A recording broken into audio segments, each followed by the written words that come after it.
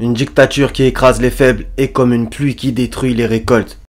Et sur vous tous, je vais faire une vidéo concernant la dictature enjolivée, un système tyrannique autoritaire comme ce qui est en train de se mettre en place ou ce qui est déjà en place, à vous de savoir, c'est-à-dire le nouvel ordre mondial. On va voir un peu tout ça dans l'écriture. Donc bien sûr le Seigneur, il nous a avertis à propos de tout ça. Donc bon, on va voir pas mal de trucs, on va voir bien sûr le processus, c'est-à-dire qu'en vérité, tout ça, ça vient du diable et de ses alliés, de sa descendance. On va voir, bien entendu, plein d'exemples dans l'écriture, c'est-à-dire par rapport dans le livre de Daniel, les 4 royaumes. On va voir Pharaon, Nabucodonosor, etc., etc. On va aller bien sûr jusqu'à aussi des contre-exemples, c'est-à-dire le fait qu'en fait, des gens qui suivaient à la base une dictature, une tyrannie, se sont repentis, sont revenus de ces actes, de ces mauvaises actions, comme par exemple les magiciens de Pharaon. Et on va voir ce que bien sûr le Seigneur fait à ces royaumes, ces dictateurs, ces rois, ces mauvais qui bien entendu se prennent pour Dieu. Donc voilà. Donc on va commencer tout de suite. Donc en vérité, il va falloir que j'explique un petit peu tout ça. C'est que le truc, c'est que en vérité, il y a le diable, on va dire en haut de cette espèce de pyramide, de cette dictature, de cette tyrannie. Il y a le diable, il y a sa descendance, comme on va le voir dans un verset du Coran. Il a une descendance, les fils du malin, comme aussi a rappelé Jésus dans l'évangile. Ensuite, après, il y a les puissants, les très puissants de ce monde. On peut revenir aux bloodlines, aux lignées de sang sataniques, qu'on appelle aussi Illuminati, etc. Et ensuite, il y a les exécutants, c'est-à-dire les marionnettes des marionnettistes, c'est-à-dire par exemple les présidents, etc., etc. Et bien sûr qu'il y a toute une coalition avec les puissants de ce monde pour, au final, asservir le peuple, comme on va dire un petit peu les 1%. Donc voilà, on va commencer. Donc Matthieu 20, 25, voilà ce que Jésus a dit. Vous savez que les chefs des nations les tyrannisent et que les grands les asservissent. Voilà. Rien de plus à dire. Surah 18 verset 50. Bismillah. Donc c'est un petit passage que je prends. Allez-vous cependant le prendre ainsi que sa descendance pour allier en dehors de moi alors qu'ils vous sont ennemis. Voilà. Et Satan est l'ennemi évident. Donc voilà. Donc il a une descendance et il a aussi des alliés parmi les hommes et parmi les djinns mauvais. Revenir à la Sourate 72 parce qu'ils ne sont pas tous mauvais. Il y en a même qui sont soumis au Seigneur. Donc qu'il n'y ait pas d'amalgame. Donc voilà, donc en vérité c'est ça, c'est une espèce de dictature pyramidale, donc le diable, sa descendance, ses alliés parmi les hommes et les djinns qui asservissent l'humanité à des fins de leur prendre leur âme, leur argent, etc. Donc sur une pierre plein de coups on va dire. Et bien sûr d'asservir et de dominer sur la terre et que ça soit le chaos. Et d'amener le plus d'âmes en enfer. On va continuer, Matthieu 13, 38. Donc ça c'est à propos de la parabole de l'ivraie du champ. La bonne semence ce sont les fils du royaume. Donc l'ivraie ce sont les fils du malin. L'ennemi qui l'a semé c'est le diable. Donc bien entendu il faut relire tout le passage mais c'est pour vous montrer. Donc les fils du malin, eux c'est l'ivraie, c'est la mauvaise herbe qu'il y a sur terre. Et l'ennemi qui l'a semé c'est le diable. Voilà. Donc tout ça, ces gens-là, ces dictateurs, etc., tout ce qu'ils nous font en ce moment, oui, c'est pour votre bien, protégez-vous les uns les autres. En vérité, ils se servent de ce prétexte bien calculé, bien ficelé pour au final asservir toute l'humanité et que les gens se prosternent devant eux. Comme on va le voir justement, on va aller aussi au système de la bête. Donc on va se faire un petit peu tout ça. Matthieu chapitre 4 verset 8 à 11, le diable transporta, donc ça c'est la tentation de Jésus par le diable dans le désert dans Matthieu chapitre 4, un passage très connu, relire tout le début. Le diable transporta Jésus encore sur une montagne très élevée, lui montra tous les royaumes du monde et leur gloire. Notez bien ça, et lui dit je te donnerai toutes ces choses si tu te prosternes et m'adores. Donc là qu'est-ce qu'on peut comprendre aussi, c'est qu'il voulait il voulait faire roi Jésus par entre guillemets sa tentation. Il voulait faire roi Jésus alors que Jésus est déjà roi, mais bon ça c'est autre chose. Mon royaume n'est pas de ce monde comme il a dit Jésus. Jésus lui dit retire-toi Satan, va des rétro Satanas car il est écrit tu adoreras le Seigneur ton Dieu et tu le serviras lui seul. Donc à chaque fois Jésus il lui répondait par des versets. Alors le diable le laissa et voici des anges vinrent auprès de Jésus et le servaient. Donc qu'est-ce qu'on peut comprendre, c'est qu'encore une fois, il l'a tenté par les biens de ce monde, les royaumes du monde et leur gloire. Donc la gloire, bah oui, c'est écrit. Donc voilà, donc la puissance sur les gens, alors que Jésus, c'était pas ça, bien entendu, qu'il recherchait. Il a fait la volonté du Seigneur. Donc voilà, mais tout ça c'est important à comprendre aussi, c'est que justement le diable, par le pouvoir, les hommes, tout le monde aime le pouvoir entre guillemets, et certains plus que d'autres, et donc voilà, donc c'est une énorme tentation, et il y a des gens qui à la base sont pas forcément mauvais, mais qui peuvent le devenir en ayant le pouvoir, bien sûr. Donc c'est vraiment un rôle vraiment pas facile. Par exemple, relire encore une fois l'histoire de David dans les psaumes, etc., c'était vraiment pas facile. Sourate 38 aussi, particulièrement à partir aux alentours du verset 26, etc. Donc Daniel chapitre 7, donc ça c'est à propos de Daniel, donc je vais lire un tout petit passage. C'est un quatrième royaume qui existera sur la terre, donc voilà, donc il faut comprendre que il a eu cette vision, et donc au final il y a les 4 royaumes, donc il y a pas mal d'interprétations différentes, donc à vous de voir par rapport aux 4 royaumes, donc la statue, etc. En vérité, ça c'est très très important. Ces 4 grands animaux, ce sont 4 rois qui s'élèveront sur la terre. Donc là aussi, il y a des choses à capter. On va encore continuer par rapport à Nabuchodonosor. Donc bien sûr que ces 4 royaumes, bien sûr que c'était des royaumes mauvais et qui ont dominé une grande domination. Donc on va continuer. Donc Daniel chapitre 3, donc le roi Nebuchadnezzar fit une statue d'or haute de 60 coudées et large de 6 coudées, etc. etc. En bref, il fait une statue et tout le monde devait se prosterner devant. Quiconque ne se prosternera pas et n'adorera pas sera jeté à l'instant même au milieu d'une fournaise ardente. On va voir que ça, il y a encore des énormes parallèles avec le livre de l'Apocalypse et la bête, les bêtes on va dire aussi. Donc on va voir que au final il y a 3 personnes qui se sont pas prosternées. Alors Nebuchadnezzar, irrité et furieux, donna l'ordre qu'on amena Shadrach, Meshach et Abednego, qui eux ne se sont pas prosternés devant la statue, etc. Ils sont amenés vers le roi, etc., etc. Et ils sont jetés dans la fournaise ardente. Vous allez voir que bien sûr il y a un parallèle à faire avec ce qui est arrivé à Abraham. On va revenir du coup à Nimrod. Je sais c'est un petit peu technique, mais je pense que c'est très intéressant.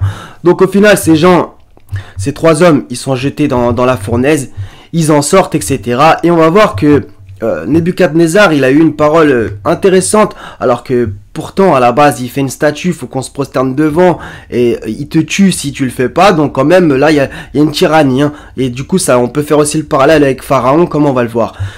Nebuchadnezzar, donc après avoir vu qu'ils sont pas morts finalement, qu'ils ont été sauvés par le Seigneur, malgré que c'était dans la fournaise ardente, Nebuchadnezzar prit la parole et dit: béni soit le Dieu de Shadrach, de Meshach et d'Abednego, lequel a envoyé son ange et délivré ses serviteurs qui ont eu confiance en lui, et qui ont violé l'ordre du roi et livré leur corps plutôt que de servir et d'adorer aucun autre Dieu que leur Dieu. Donc ça c'est très très intéressant. Malgré qu'il était comme ça, Nabuchodonosor, il a eu cette parole.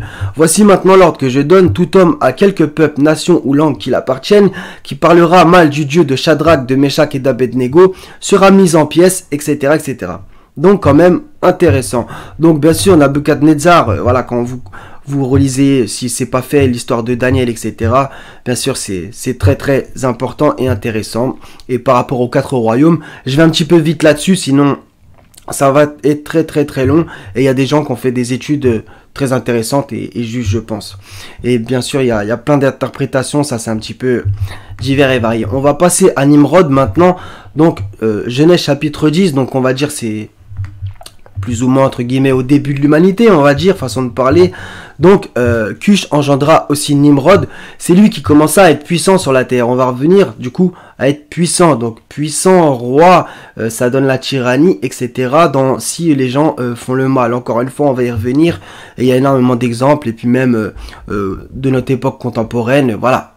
On voit bien qu'est-ce qui se passe. Il y a eu énormément de dictatures, qu'elles soient dites ou non, comme je l'ai dit tout à l'heure, celle en France qui s'est imposée et qui s'impose, mais par la grâce du Seigneur qui va s'arrêter très vite.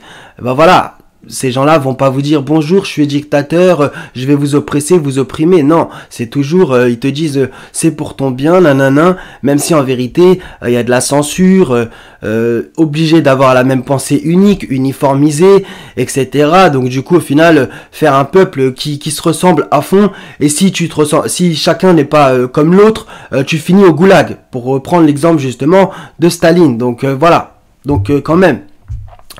Concernant Nimrod, il fut un vaillant chasseur devant l'Éternel. C'est pourquoi on dit comme Nimrod, vaillant chasseur devant l'Éternel. Donc en gros, il fut un vaillant chasseur devant l'Éternel. ça voudrait dire, voilà, il éloignait les gens du Seigneur, aussi simple que ça, et voilà. Donc du coup, après on va voir justement dans le chapitre d'après, à propos de Babylone, de Babel.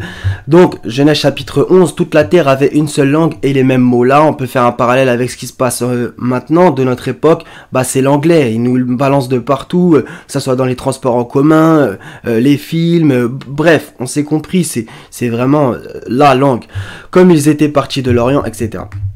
Ils se dirent l'un à l'autre, allons, faisons des briques et cuisons-les au feu. Donc ça, c'est pour bâtir la fameuse tour de Babel, etc., etc. Donc il y a encore énormément de choses à comprendre. Donc lisez jusqu'au verset 9, etc. C'est très important. Mais qu'est-ce qu'il y a aussi d'intéressant? Bah déjà, c'est la tour. Bâtissons-nous une ville et une tour dont le sommet touche au ciel. On peut faire aussi le parallèle avec Pharaon qui va demander ça à Haman. On va le voir justement après coraniquement, etc. Faisons-nous un nom. Donc voilà, donc faisons-nous un nom, en gros, voilà, éloignons le Seigneur et devenons notre propre divinité. On n'a ni Dieu ni maître un petit peu, sauf justement Nimrod, c'est leur maître quoi. Nimrod en tant que tyran de puissance sur terre, etc. On va revenir après coraniquement. Donc voilà, donc il y a énormément de choses à capter, donc allons, faisons des briques et cuisons-les au feu, donc pour construire cette fameuse tour, et c'est en ce moment ce qu'ils veulent qu'on fasse, c'est-à-dire construire une tour de Babel, tous ensemble, soi-disant, on s'aime tous, détruire les cultures, les identités, etc., la famille, l'homme, la femme, les enfants, bref, tout défoncer, même la création, pour qu'au final, tout le monde se ressemble et tu marches au pas dans ce nouvel ordre mondial autoritaire, dictatorial, voilà. Donc on va y revenir sur plein d'autres choses. Chapitre 21, donc Al-Anbiya, les prophètes.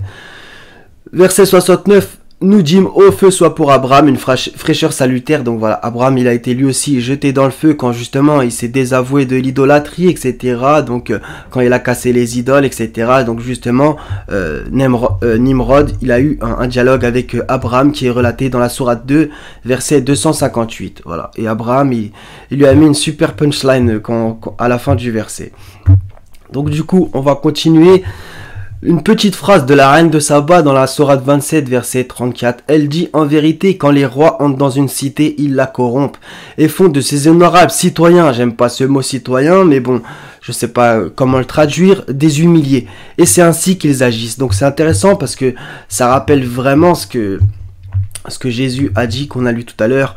Vous savez que les chefs des nations les tyrannisent et que les grands les asservissent. Donc voilà. Donc la tyrannie et l'asservissement, la servitude, l'esclavage, bien sûr que c'est ce qu'on vit en ce moment. Après, il y a plusieurs formes de guerre. Hein. Ça peut être par les bombes, ça peut être par les mots. Il y a plusieurs formes de tyrannie, d'asservissement. Bien sûr que les choses sont vastes, bien sûr. Donc on va revenir là-dessus, on va voir aussi l'exemple de Pharaon, bien entendu. Donc phrase totalement véridique de la part de la reine de Saba. Et quand on voit l'histoire des rois dans l'histoire, bon après c'est un peu l'histoire officielle, il faut aussi y faire attention. Mais bon, même dans la Bible, voilà, il y a eu beaucoup de mauvais rois, etc. de puissance sur terre qui ont fait du mal. Justement, c'est pour ça que l'exemple de David est très très important. Donc Exode chapitre 1, donc ça aussi il faut le relire bien entendu en entier. Donc voilà, donc à propos de Pharaon, encore une fois. Donc et l'on établit sur lui des chefs de corvée, donc sur les enfants d'Israël, afin de l'accabler de travaux pénibles. Est-ce que nous, notre vie n'est pas pénible? Voilà, 8 heures par jour, blablabla, etc. Pour nourrir les factures, etc. Donc en vérité c'est exactement la même servitude, sauf qu'elle est un petit peu plus light. Donc c'est ainsi qu'il bâtit les villes de Pithom et de Ramsès pour servir de magasin à Pharaon. Je m'arrête un petit peu là-dessus, de magasin, donc bon. Je sais pas s'il y avait un Black Friday à l'époque, mais bon. Mais plus on l'accablait, plus il multipliait, s'accroissait, etc. Alors les Égyptiens réduirent les enfants d'Israël à une dure servitude, etc. Ils leur rendirent la vie amère par de rudes travaux en argile et en briques, etc. etc. Donc après il y a aussi le massacre des enfants, etc. Et donc du coup la naissance de Moïse, etc. Le libérateur. Et donc au final les enfants d'Israël vont être libérés de la servitude d'Égypte. Je suis l'Éternel ton Dieu qui t'a fait sortir de la maison de la servitude. Voilà, donc encore une fois cet exemple Je le répète sans cesse parce que c'est un exemple magnifique, bien sûr. Donc face à un tyran, donc on va poursuivre à propos de Pharaon, 26-29 dans le Coran. Si tu adoptes, dit entre parenthèses Pharaon, une autre divinité que moi, je te mettrai parmi les prisonniers. Donc c'est à Moïse qui dit ça. Donc voilà, donc il se prenait carrément pour Dieu. Dans d'autres passages, il le dit aussi. Donc voilà, donc je te mettrai parmi les prisonniers. Il avait souvent cette façon de parler, coup de pression, etc., menaces. Qui mettait ou pas à exécution, donc et même juste au-dessus on le voit, votre messager qui vous a été envoyé est un fou, donc un gros manipulateur qui rabaissait sans cesse, qui se prenait pour Dieu, etc. Bref, une ordure, une pourriture, et comme le Seigneur le dit dans la Torah, que le Seigneur a endurci le cœur de Pharaon. 28-38. Et Pharaon dit, ô notable, je ne connais pas de divinité pour vous autre que moi. Donc là, on y revient à qui se prétendait être Dieu. Et là, on va revenir à, au final, la même technique, la même chose que ce qu'on a vu tout à l'heure dans Genèse chapitre 11 à propos de la tour de Babel. Aman, allume-moi du feu sur l'argile. Là, on y revient. Du feu sur l'argile. Bon, on a vu tout à l'heure les briques, etc. Puis construis-moi une tour, peut-être alors montrerai-je jusqu'au Dieu de Moïse. Voilà, donc une tour, donc on y revient, la tour de Babel, la tour qu'a voulu construire Pharaon, etc., etc. Donc j'avais oublié de vous le dire, c'est que là il y a écrit « Ils leur rendirent la vie amère par de rudes travaux en argile et en briques ». On y revient, donc en argile et en briques, vous allez voir, c'est splendide. C'est que coraniquement, il y a écrit donc « Allume-moi du feu sur l'argile, puis construis-moi une tour ». Donc voilà, donc on y revient avec la tour de Babel. Et justement, comme c'est écrit dans la Genèse, eh ben, en vérité, avec quoi ils construisaient la tour? Avec des briques. Donc les briques et l'argile. Après, on va me dire, oui, mais c'est des matériaux. Oui, je veux bien, mais il n'y a pas de hasard. Donc au final, les parallèles sont à faire. L'argile et la brique, Pharaon, Nemrod, les tours, etc. Donc c'est vraiment... C'est un magnifique secret de l'écriture. Donc, Apocalypse chapitre 13. Donc, lire tout le passage, hein, comme d'habitude. À partir du verset 4... Bien sûr, il faut tout relire en entier, hein, comme d'hab. On va passer maintenant au système de la bête, puisqu'on a vu plusieurs systèmes. Le système, par exemple, par rapport aux 4 royaumes de Daniel. Allez savoir c'est quoi, à vous de faire vos recherches si c'est pas le cas. On a vu le système de Nimrod à l'époque de Babel. On a vu le système pharaonique, tyrannique à l'époque de Pharaon, mais qui ont été noyés, ne leur en déplaise. Et maintenant, on va s'attaquer au système de la bête qui, à vous de savoir si c'est maintenant. Donc, Apocalypse chapitre 13, et ils adorèrent le dragon, donc le dragon, le serpent ancien, comme c'est écrit dans un autre verset, parce qu'il avait donné l'autorité à la bête. Alors là, c'est splendide, dans un sens, puisqu'il est écrit, parce qu'il avait donné l'autorité à la bête. Donc le dragon, donc le diable, donne l'autorité à la bête, et la bête soumet, asservit le reste des hommes, donc le bas de la pyramide. On revient à ce que j'ai dit tout à l'heure. Donc, adorer la bête, alors que, voilà, c'est un commandement, c'est d'adorer le Seigneur seul. Il n'y a de divinité que Dieu, que le Seigneur Allah, en disant qui est semblable à la bête et qui peut combattre contre elle. Donc, encore une fois, là, il y a après le fait que, voilà, les gens, ils vont la suivre, etc. Et il y a un autre passage intéressant au verset 15.